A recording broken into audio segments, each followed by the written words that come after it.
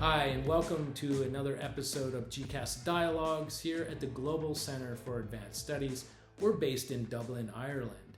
I'm Creston Davis, a professor here at GCAS, and I'm happy to host a conversation between two esteemed colleagues around a topic that I think you'll find interesting. It's certainly really important geopolitically, ecclesiastically, theologically, and philosophically.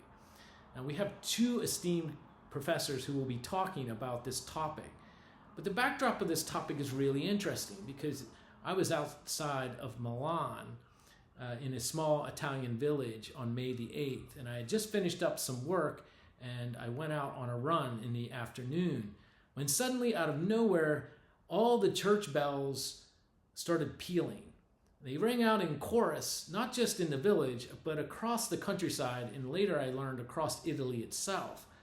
Now, people were celebrating in the streets. They were popping bottles and cheering each other. And I was like, what is going on? What could be so really important that I'm missing out on? So I asked a local, and she responded, "È stato appena eletto il Papa." A new pope had just been elected. And in fact, it turns out to be the first American to be elected into the papacy as a pope in history. So I thought, wow, this is really interesting. Why don't we do a conversation about this? So I brought two professors together to talk, and it's going to be really interesting. One professor is John D. Caputo, who is Professor Emeritus at Villanova University in philosophy and Professor Emeritus at Syracuse University. And he also serves here at GCAS as a Distinguished Research Fellow and teaches courses for us in our philosophy and theology and religion departments. Professor Caputo really is one of the architects and shaped, by and large, and it's not overstating it, how we understand philosophy, theology, phenomenology, hermeneutics as a field of study. Indeed, when I was at Oxford as an undergrad in the mid-90s, I had actually started reading Caputo's famous book, Radical Hermeneutics, on the basis of which I did an independent study. That book reshaped the way I think. So it's really, really a pleasure to have Professor Caputo with us today. Our other professor is a professor and a scholar of religion at Dartmouth College, Devin Sink. Devin actually has published several books, including Divine Currency, The Theological Power of Money and in the West, and Economy and Modern Christian Thought. He's working on a book called Sacred Debt and has published pieces both popular and scholarly in places like Time Magazine, the Washington Post, the Harvard Theological Review, among other places. So it's really an honor to host this conversation, and I hope you enjoy it. Let's jump in, because there was a rumor, and I don't know if this rumor was true. I think it is, but there was a rumor that you, Jack, actually taught the Pope. Is that true? That is true. But I told him everything he knows. Okay. Yeah, this is really quite, this has been a wonderful experience for everybody associated with Villanova. Um, the I the Augustinian, I taught at Villanova for 36 years. Villanova is run by the Augustinian order, which is based upon a rule that was actually written by St. Augustine, whence the name, but was founded in the 13th century. So it's an order of friars, not monks. Monks are recluses. Friars are an active order. They engage in teaching and running hospitals, works of charity. And so I've been associated with the Augustinians all my professional life, and both the Midwestern province, which is where Bob Prevost came from, and the Eastern province sent their seminarians to Villanova to get their bachelor's degree, and then after that they would go on for degrees in theology. Now, this was, so I had Prevost did in class in 1977, which was his senior year. And all the Augustinian seminarians were basically told to, whatever their interest was, academic interest was, to at least minor in philosophy. So he actually was a math major. And but all the seminarians had to take a pretty good menu of philosophy. And Villanova in the 70s was already becoming a center for continental philosophy. So we had two undergraduate courses that we all the majors had to take in continental philosophy. One was French and the other was German. And they were both, one was French phenomenology and French existentialism phenomenology, that was German existentialism phenomenology, and I did the German stuff.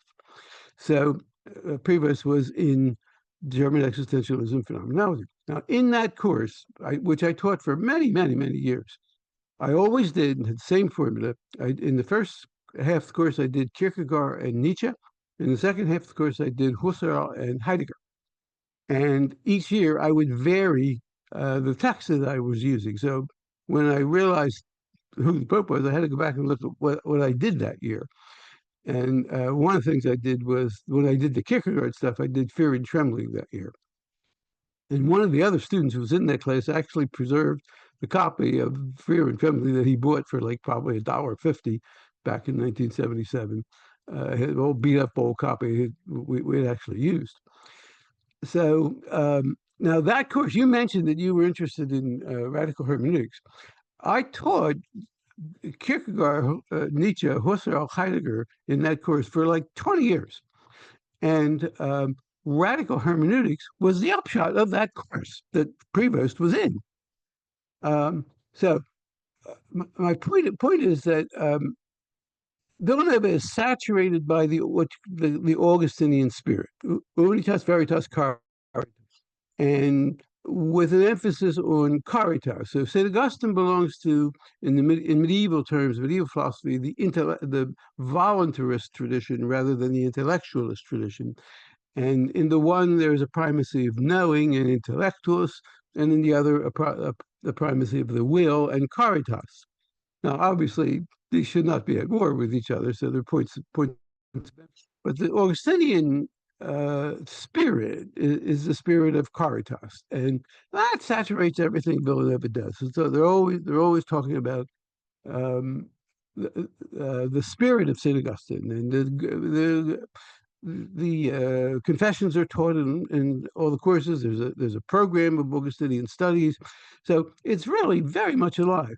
Now that's interesting because this was the 1970s, and that was still the period in which Thomas Aquinas dominated Catholic thinking and philosophy. But Villanova was different. Thomas was certainly very important, but they also were doing Augustine. But in our philosophy department, in addition to those things, Augustine and Aquinas were in all the intro courses. In addition to all that, they did continental philosophy. They were exposed to philosophy, and at Villanova that meant continental philosophy.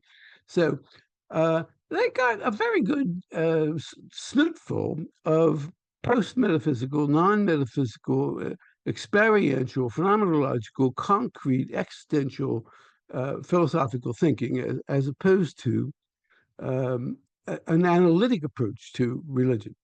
And so he, and I gave him the straight stuff. And occasionally the seminarians would go to the dean and say, Caputo's a heretic. He's teaching heresies down there. He's teaching atheists, And the dean said, grow up, you go back from that class and listen to that man. And so he got a very robust philosophical training at Villanova. And then he went on, then the Augustinian seminaries would go on they would go back to their province. So they would either go to the Catholic Theological Union in DC, which was a very progressive, very, very nice program, or to the Catholic Theological Union in Chicago, which is even more progressive.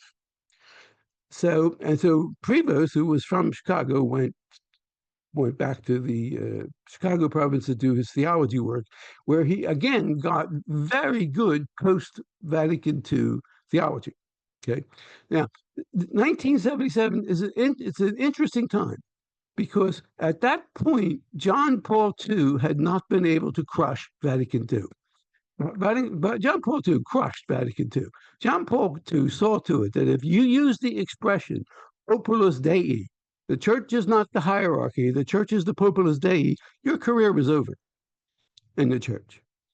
So, but he had not yet been able to do that but in the 1970s. So when Prevost went to Chicago, he got a robust theological, progressive, hermeneutical understanding of what theology is. And you combine that kind of philosophical orientation with the Augustinian caritas, and you see where he's coming from. You see the kind of education he had. Now that's what I can speak to. I can speak to the education he had. I followed him from a distance after he left Villanova because he never came back. He didn't become a professor of theology. He became a man. He became a pastor. Became a pastor, and that's the key to his relationship, I think, with Pope Francis, and I think it's the key to his election. He became a pastor in the Augustinian spirit of Jesus, the prophetic advocate of the poor and the oppressed, not the high theology of Chalcedon or Nicaea or any of that stuff. He was not interested in that stuff. So I don't, and I would just hear about him because he went on to become a bishop. He left the United States. He spent 30 years out of the United States in either Italy or Peru. So, but I would hear about him. I remember the class. I actually remember the class. One of the students in the class told me that at the end of the class, I got a standing ovation. Now, I don't remember that, but I would like to think that that's true. But the reason I remember the class was not him. It was another guy, and they used to call him the two Bobs. The guy's name was Robert Bob Dodaro.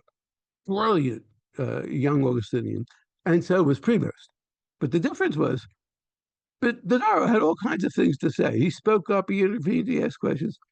Prevost sort of sat there, he listened. And the class was just electric. I mean, we had a great time. I used to think it should be illegal for me to collect my salary for this thing. This is so much fun. I should not be paid for this. How many I should be paying them. Students in a class, just to give us an idea? I'm sorry? How many students were in your class? There would have been 30 students in that class. I mean, we had a lot of philosophy majors and a lot of seminarians. Over the years, the seminarians dried up. The majors were always a pretty good number, but the seminarians just disappeared. But no, in those days, I would have, in fact, originally, the first couple of years I taught that course, I would go over to the seminary and teach in the seminary, and I'd have 30, 35 seminarians. But by 77, it was the numbers were not quite so large. And there would have been maybe 30 students in that class, maybe 10 of them would have been seminarians. And seminarians tended to be pretty smart, and they knew the Latin, and they studied Latin, they knew Augustine pretty well, but we saw to it that they learned something else too. So I followed him from afar after that. I knew who he was and what he was doing, but he never came back to Villanova. I only saw him a couple of times when he was at some public occasion at Villanova, but we didn't, I didn't interact with him personally, and so what I can tell you about it is the world he came from and where he was educated, how he was educated. But I don't want to talk too much because I'm sure there are people who have questions about it. The question I always get is, what grade did you give him? And the best answer to that question was given by another guy who also taught him. I mean, a number of my friends taught him. The best answer was, what grade would you give a guy who's infallible? Oh, man. So anyway, that's sort of my 2 cents, and I'd be more interested in hearing what Devin has to say, and here's some questions. Thank you. Yeah, and thanks, Jack. That's amazing. What a great story. And I saw shortly after this Devin's post on Instagram in which Devin was sort of framing the idea behind why an American pope was was appointed. I wonder if you can elaborate, sort of rehearse the main points there, if you've shifted, or where are you now? Is your take the same as it was then? Sure, absolutely. Yeah, I mean, first I want to say, I mean, Jack, I think it's a testament to your giftedness as a professor and a pedagogue that you can even remember details about students from 50 years ago. That's just outstanding, just remarkable. I struggle with 5 years ago remembering the students in my class. So, um, and yeah, and I have some thoughts and some things I'd love to say in response to some of the things you said. But just to sort of set out some of the ideas that got me that I was thinking about during the election of the Pope. Um, for yeah, I mean, I think Creston, based on your question, my position remains the same in terms of the significance that this is a remarkable development. I mean, here we have just the second Pope from a non-predominantly Catholic country, right? So Benedict XVI. Coming from Germany. Germany, of course, had the origins of the Reformation. There is a strong Protestant presence, but there's also a long history of Catholic Protestant reconciliation and dialogue in a way that I think in the U.S. Has not been present. So there's a sort of striking Protestant ideology within the U.S., even though, of course, we know that Catholics were present here from before the founding of the country. But the kind of Protestant ideology that's emerged in the U.S. marks it as, I think, remarkable and distinct. And we can think about the ways that some of the founders were influenced by the thinking of John Locke, who, in his letter concerning toleration, very famously excluded Catholics from the realm of toleration, and so framed things in a very strongly Protestant vein. To thinkers like Josiah Strong in the 1800s, a minister and a social reformer writing about our country and writing tractates against Catholics and defining the U.S. as a Protestant country, right? So a strong Protestant ideology here, and of course the history of anti-Catholicism in the U.S., the suspicion toward Catholics in positions of leadership, very famously JFK needing to sort of explain and defend his Catholicism as an aspect of his identity. And I think it's fair to say that there's been resistance and concern about an American pope from the Vatican hierarchy and from leadership within the church as well, with concerns about potential overreach by the U.S. in terms of its kind of domination of global policy, et cetera. And so, what's new, what's different now? And part of what I reflected on in that post, and part of what I've been thinking is that this is an unprecedented moment in terms of a kind of reassertion of almost monarchical U.S. sovereignty happening. There's a way that we see a consolidation and an execution of a solitary power in a way that, arguably, of course, has been present in U.S. geopolitics since its founding, but is being executed in a sort of unapologetic way, right? And so it got me thinking about kings and monarchs and emperors in the medieval period and the sort of context of the Holy Roman Empire and the way that the Pope often acted as a counterbalance, as a point of opposition to and sharpening of the political leadership of the time, whether we think about the doctrine of the two swords, or other ways to frame this kind of vying for authority. And so there's a way to, I think about this decision as potentially an answer to or desire to counterbalance, refine, tamp down this free-reigning assertion of American power by electing a pope who, on one hand, is American, so there's a sense of similarity and familiarity, but presents values and a style of leadership and a politics that's markedly different, right, than what's coming from Washington and what's coming from the current administration.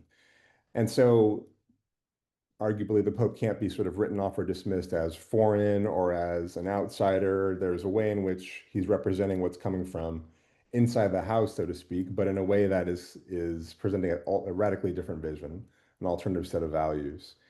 And so I think there's something that there's a potential wisdom in that. And again, this is all speculation in terms of what happens in the College of Cardinals and the sort of decisions that are made in terms of electing a pope. But I like to think that there's a desire there to think about curbing, restraining, checking, providing a kind of check and balance to this political, theological kind of assertion of sovereignty that's coming from the U.S. in a very particular way. And of course, as we've seen, right, and as Jack has recalled, right, Pope Leo represents a very different tradition of authority and power and service, right? And I think, of course, his adoption of the name Leo is a callback to, so he adopted Leo the 14th, and thinking about Leo the 13th, who issued the encyclical Rerum Novarum and initiated a whole tradition of Catholic social teaching, thinking about questions of labor, questions of political power, and the church's place in that.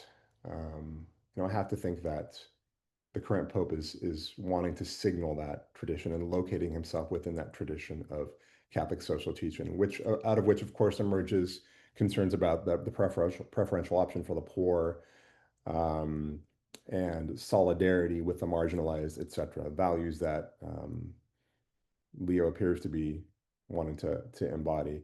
And Jack, as you were speaking and referring to the Augustinian tradition, and I thought about the Pope's remarks recently during the No King's Day, where there were marches across the world and the country in particular. And he had some interesting remarks about hope and restlessness as he was reflecting on the protests and the marches. And he invoked this, this Augustinian notion from the Confessions of our hearts being restless until finding their rest in God, and yet was linking it to this political moment in a way that felt productive. It wasn't trying to sort of take the energy away from it. It was actually aligning with it in ways that felt really generative and powerful. So perhaps there, in this, since Rerum Novarum, meant a new thing or new things, perhaps there's a kind of newness, a new thing that's being invoked now as well with this Pope, and it's certainly exciting to behold. Yeah, the Rerum Novarum is it's an interesting document to read. If you ever read it, it's far to the left of anything that we call left in the United States. It is a very, very vigorous defense of the rights of labor, and it is very critical of capitalism. So when he goes to this. By the way, if this film Cabrini, I don't know if any of you have seen it. It sounds sort of like it's going to be smarmy, but it's really quite good. And she has this passion to serve the poor, and she wants to go to China to establish missionary. And the Pope says to her, "No, we need you in the United States. The state of Italians in the United States is desperate. They're living in stark poverty in New York. We need a mission in New York, and that's the church's job, to serve the poor." That Pope was Leo the 13th. He supported her against prelates who were suspicious of a woman. He got behind her and supported her missionary work. So that's the mentality of the guy. The other thing was he tried to clean up the seminaries, and he also wrote another equally important, well, not equally important, but very well known encyclical entitled Aeterni Patris, in which he advocated the reform the seminaries, spruce the seminaries up and make them serious. And that meant going back to the theology and philosophy of Thomas Aquinas. So the whole Thomas Aquinas thing in the 20th century goes back to Leo XIII. And kind of philosophy sort of grew out of the deep philosophical culture of America, in the United States anyway, of American Catholic colleges that had strong philosophical traditions. So once Vatican II came along, philosophy sort of opened up. It exfoliated into continental philosophy quite naturally. It's also Leo XIII. So it was a great choice. Leo XIV was a great choice. And he didn't just. I'm sure he didn't just think of that on the moment. He must have known that he was a serious candidate. That was a very, very excellent choice of. I also think that what Devin says is absolutely true. This was not an attempt of the Cardinals to kiss up to Trump. It's exactly the opposite. It's to get in his face. Francis and Prevost is going to. Leo XIV is going to continue the work of Francis to sustain it, is diametrically opposed on almost every point to what Trump stands for. So this was actually, I think, and I think this is what Devin is saying, an act of defiance of Trump, not succumbing to him. Absolutely. Yeah, no, I think that's important to note. It's definitely not it's not a conciliatory move. And I think by again choosing somebody who would oppose Trump, who comes, who is American, so to speak, it makes it that much more sort of in the face. And I think it's an interesting sort of message to American Catholics as well, right? I think there's a lot to be said about that. And certainly others could speak to this with more expertise, but thinking about the sorts of trends in this country of obviously a lot of historical opposition and marginalization of Catholics and ways in which Catholics were distinct, fell on different parts of the political spectrum from what we now consider the sort of moral majority of the Christian right. There are ways in which Catholics were very supportive of blue collar, working class, labor movements, all these sorts of things, right? Thinking about Dorothy Day as one of many examples, right? And the shift, this move toward the right that we've seen over recent decades, that's been highly politicized and through the very sort of effective use of anti-abortion movements and things like that, has it's been an interesting shift.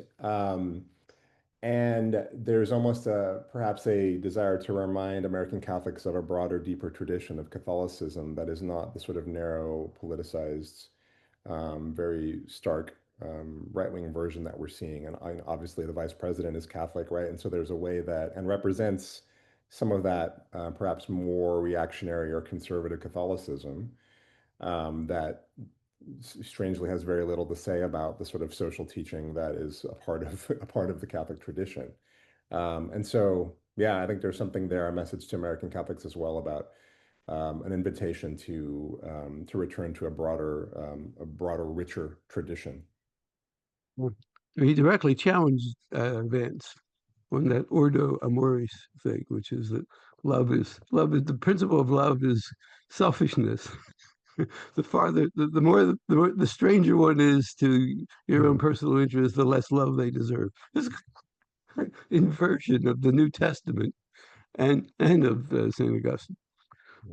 Yeah, Prevost grew up in the neighborhood very much like I did. He was a blue collar, working class Catholic neighborhood, and I hardly even knew any Republicans. Everybody I knew was Catholic and Democratic. We were blue collar Democrats, and so was he, and so was the shift of Catholicism right now is something to weep over. I mean, what has become of this church in the United States is just there's a book out just appeared recently called Jesus Wept, and that's what is to be done with the state of the church now. And but Francis has helped to change that, and there is the Catholic the Congregation of Catholic Bishops is showing some spunk now, particularly with respect to immigrants, which is that nothing could be closer to the heart of Leo XIV and the state of immigrants in the United States and around the world. Yeah, yeah. Absolutely. Absolutely. Wow, it's wonderful conversation. Thank you so much for talking about your experiences teaching the Pope in Villanova, uh, Jack. And thank you too, Devin, for your analysis and framing the way in which you see the appointment of Pope Leo XIV vis-a-vis the emergent power of a kind of monarchical power in the United States. Yeah. Thank you both for joining us, and yeah.